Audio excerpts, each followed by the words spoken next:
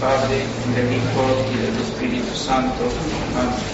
Este domingo, primero de Epifanía, la Santa Madre Iglesia nos recuerda o nos trae a la memoria la fiesta de la Sagrada Familia. Como ya es costumbre, al término de toda la Natividad y también de la Epifanía de nuestro Señor Jesucristo,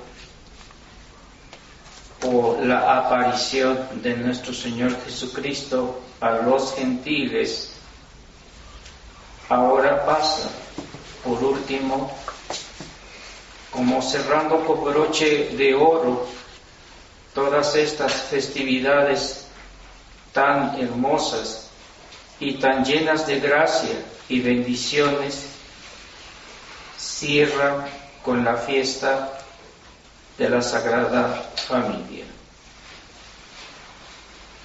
Podríamos nosotros preguntarnos por qué la Iglesia nos pone como ejemplo o nos pone al último a Jesús, María y José.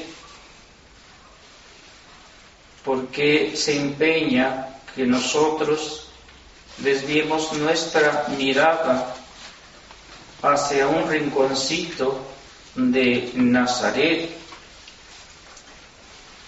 pequeña ciudad o pequeño pueblo en aquel tiempo, pero grande por otro lado, porque allí se gestaba el fundamento de la Santa Madre Iglesia, porque allí estaba el que habría en un futuro próximo de inaugurar su única iglesia en la persona de San Pedro. Podríamos decir con toda propiedad que la Sagrada Familia es la piedra fundamental de todas las familias que se han sucedido desde ese instante hasta nuestros días, que también fue ejemplo para las familias desde Adán hasta ese momento. Pero el ejemplo ahora se nos deja a nosotros no como una figura, sino como una realidad. Y así como decimos que la Trinidad Augusta es el fundamento de la Iglesia Católica, así como decimos que la redención del género humano es precisamente la piedra angular de la Iglesia militante, triunfante y purgante, también podríamos decir con toda propiedad que en Jesús, María y José se fundamenta la piedra fundamental o principal de la familia. Esa pequeña célula que estructuralmente y necesariamente forma a las familias, constituye y fundamenta a las mismas familias. Con sencillez, con simplicidad y con cierto donaire se nos presenta de una forma sencilla y simple el hogar de Nazaret. En unas palabras tan profundas también se refleja lo que debe constituir la Sagrada Familia, o las virtudes que debe tener la Sagrada Familia, y ya lo dice bien el apóstol San Pablo. ¿Es que acaso no estaban revestidos tanto nuestro Señor como Nuestra Señora y San José de santos y amadas y santos de entrañas de compasión, entrañas de bondad, de humildad, de mansedumbre y longanimidad?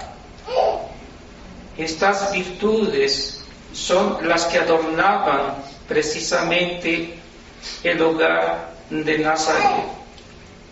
Estas virtudes que menciona el apóstol San Pablo son las que adornaban el hogar de Nazaret. Y estas mismas virtudes son las que se recomiendan y se recomendaron durante muchísimo tiempo, y que fueron inspiradoras y a la vez fundamento y también, ¿por qué no?, una escala de santidad y también una escala para la salvación de nuestras almas.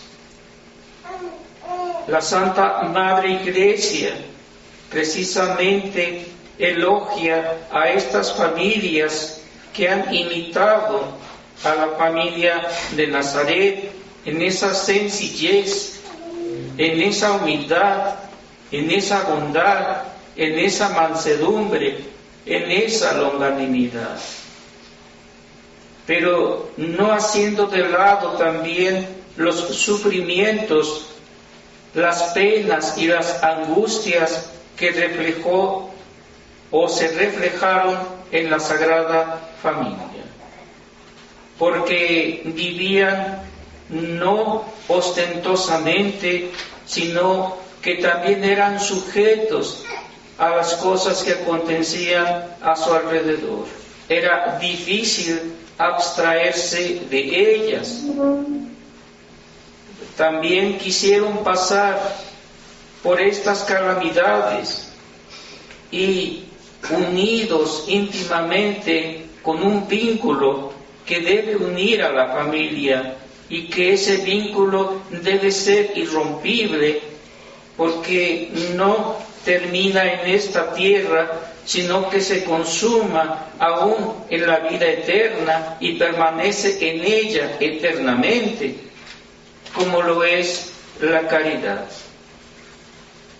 El amor del Padre hacia su Hijo, el amor del Hijo hacia su Padre, el amor del Hijo hacia sus padres, su madre y su padre, y viceversa, de la madre a su esposo y también a su hijo. Diríamos que era la perfectísima caridad y la más extrema que se puede encontrar acá sobre la tierra. Todo eso se encuentra en la Sagrada Familia. Y es por eso que todos los pontífices han puesto como ejemplo a seguir esta Sagrada Familia.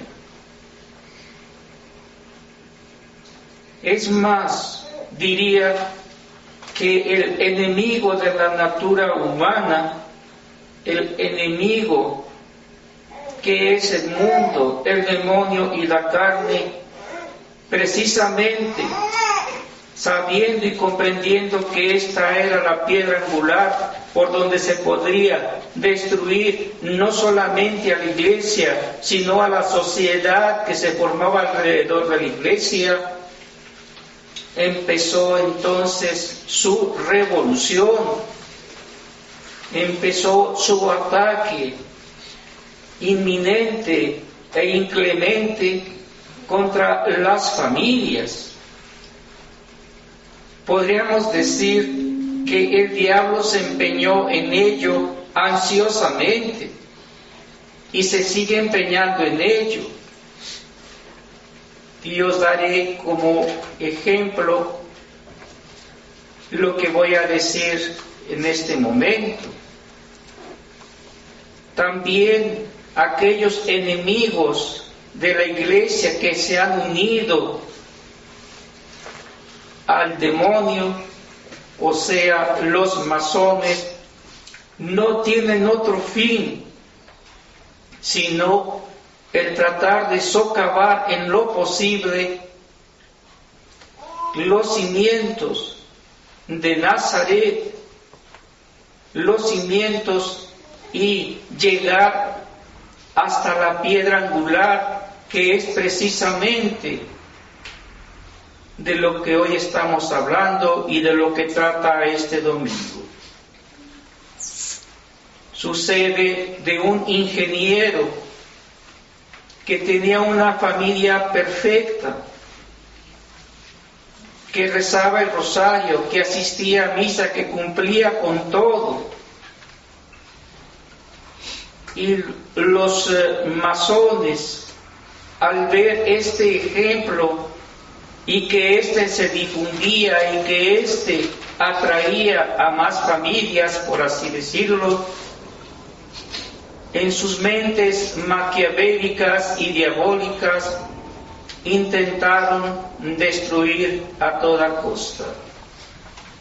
Y así como la serpiente se acercó a Eva y le insinuó acerca de aquel árbol prohibido, de la misma manera los masones sutilmente empezaron a atacar a este hombre y su familia.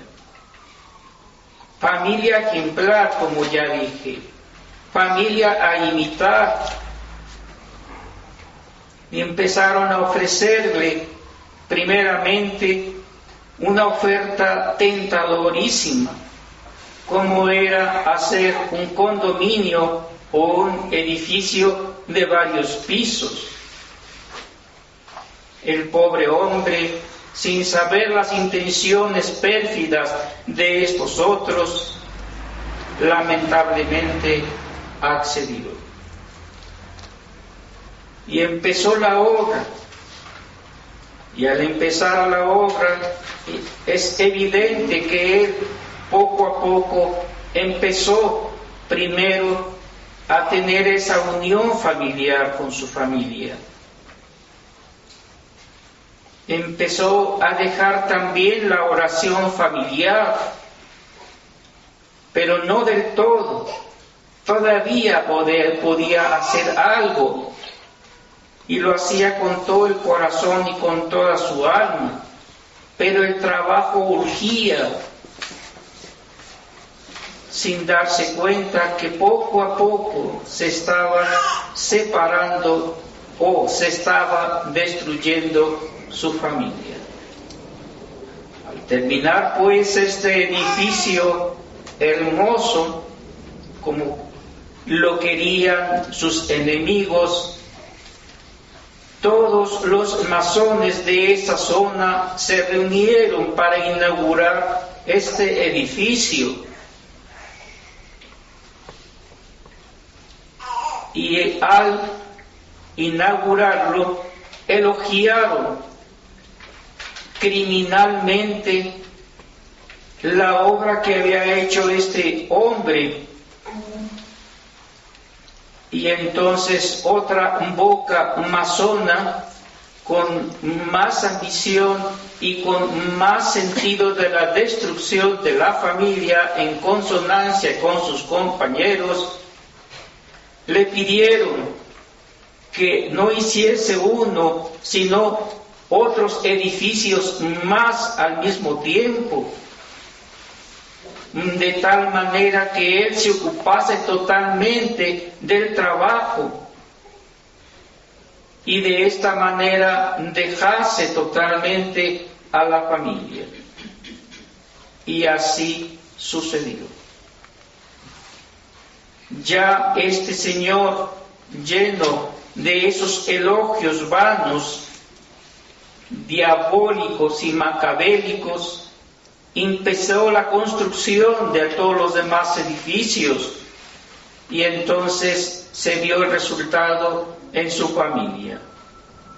Dejó de rezar, dejó de estar unido con su familia, se olvidó, por así decirlo, de ella, porque siempre regresaba a su casa ya cansado de la actividad que había tenido durante el día. Y así, a la larga, los masones lograron lo que tanto querían y tanto deseaban, y aquella familia ejemplar se disolvió.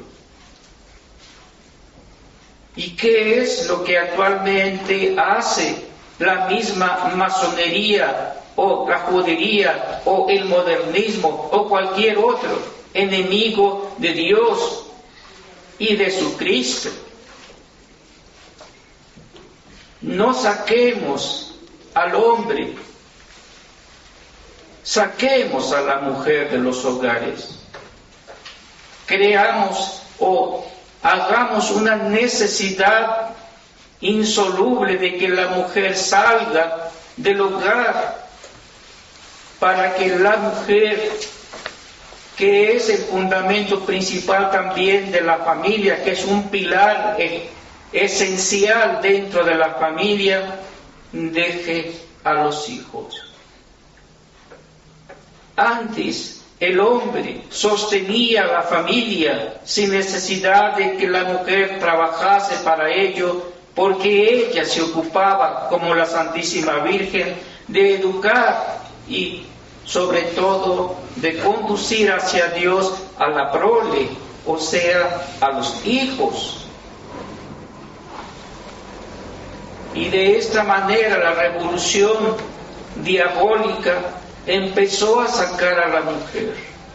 Creó necesidades ficticias que parecían reales, pero que también amoldó a la misma sociedad y a los mismos católicos, ya no de aquella era, sino de esta nueva era, para que ellos también colaborasen y hiciesen ver a la mujer que era necesario abandonar el hogar para traer más prosperidad, entre comillas, a la familia. Y díganme ustedes, ¿no ha logrado su objetivo la revolución anticristiana al sacar a la familia de los hogares? Al sacar a la madre del hogar. Cuánta aflicción, cuánta destrucción, en fin, hogares destruidos, hijos desdichados, hijos dejados. ¿Quién los educa? Los educa el Estado, los educa una sirvienta o una mujer que no tiene moralidad, o si la tiene muy pobre, porque ella también ha dejado su hogar para atender este otro hogar y ha dejado a sus hijos. Y no se encarga ella ni la otra madre de la educación de sus hijos. Es lógico que a la larga este amor y esta caridad por la cual accedieron a casarse se disuelva, se borre y no quede más que un contrato, un simple contrato civil, que no tiene nada de virtuoso, ni tiene nada de origen divino, sino más bien de un origen que huele a azufre, o sea, del infierno. Y así vemos cómo la sociedad actual ya no tiene esa piedra angular que es la Sagrada Familia. Ya no sigue los ejemplos de la Sagrada Familia. ¿Podrían decirme ustedes cuántas familias verdaderamente están constituidas en la caridad actualmente? No sabemos. Entre 1000 puede haber una, entre 1.000.000 puede haber 10. Por eso la insistencia del demonio, del mundo y de la carne y de todos aquellos que se unen y son cómplices del demonio y son sirvientes del demonio, buscan a esas 10 familias en 1.000.000 para corromperlas, igual que como corrompieron a este pobre hombre, igual que como están corrompiendo actualmente a las familias que queden o que quedan y rematan a las que ya están semimuertas y que tienen deseos de volver otra vez al vínculo de la caridad. Es triste y lamentable la situación actual de la familia. Ya no tienen un ejemplo, sino aquel mismo que les ha dado la revolución, que les han dado los enemigos de la Iglesia, en una familia típica americana, si ustedes quieren, de un hijo o de 2 hijos y de un contrato matrimonial, ya ni siquiera sacramental, porque lo que más se teme en la actualidad es precisamente atarse a ese vínculo de la caridad por medio del sacramento del matrimonio. De tal manera desprecian ahora el sacramento que lo que más quieren es, según ellos, vivir en estado de amaciato, en estado constante de pecado mortal. ¿Se puede decir que eso es una familia? ¿Se puede decir que están unidos con el vínculo de la caridad? No, en absoluto no. Están en contra de la caridad, están en contra del principio fundamental de lo que es la familia. Están en contra de la ley de Dios. No es de admirar entonces que lamentablemente la familia ya no exista. No es de lamentar que los hijos anden de un lado para otro sin encontrar en dónde puedan posar sus sentimientos o su inteligencia o su voluntad para fortalecerse de ella y crecer en ella, porque ya no están los fundamentos de la familia, porque ya han sido socavados, o porque el enemigo ha hecho todo lo posible por mantener matrimonios que no estén en el vínculo de la caridad. Y por eso vemos esta catástrofe moral terrible y espantosa, en donde los hijos odian a sus padres y los padres también odian a sus hijos y viven en una constante guerra, en donde la paz brilla lamentablemente por su ausencia y la unidad entre ellos no existe. Como no existe en los infiernos la unidad entre los demonios, como no existe tampoco en aquellos que odian a Dios y que se han unido al enemigo. Sí existe una unidad, pero para destruir la fe católica,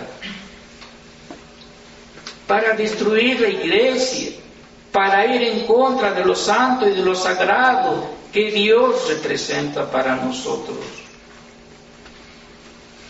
Díganme si no es digno de lamentar y de llorar la calamidad actual que estamos viviendo dentro de las familias. Díganme si no debemos retornar otra vez nuestra vista hacia la casita de Nazaret. Si no debemos ver otra vez de nuevo cómo está aquella familia viviendo, para luego copiar de ella y tratar de imitarla en todo lo que podamos. En esta fiesta tan importante, no solamente para la iglesia, sino también para esta misma capilla, que se ha puesto bajo la vocación precisamente de la Sagrada Familia. ¿Cuál no sería el deseo de quien está hablando de que esta imagen de la Sagrada Familia realmente fuese compartida por ustedes, que integran parte de esta Sagrada Familia, de este grupo, en donde realmente brille el vínculo de la caridad, de la humildad, de la sencillez, de la simplicidad, orientada toda ella hacia el amor a nuestro Señor Jesucristo, hacia el amor a la Santísima Virgen María, hacia el amor a la Santa Madre Iglesia. Están llamados a ello, estamos llamados a ello, más que ustedes, vuestro servidor, que también anhela eso, ver en ustedes como hijos de la Sagrada Familia, unidos en ese vínculo de la caridad a este lugar que lleva y que tiene como patronos ni más ni menos que a la Sagrada Familia. ¿Qué decir entonces? Que Dios nuestro Señor haga un milagro en nosotros y reconozcamos que Jesús, María y José son nuestros patrones. Son los que nos pueden conducir a la vida eterna.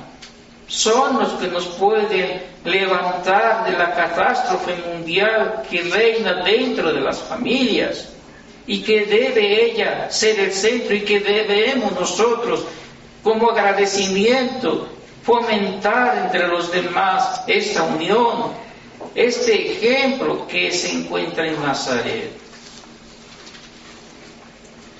Si hiciésemos eso, seguro que seríamos dignos hijos de esta Sagrada Familia.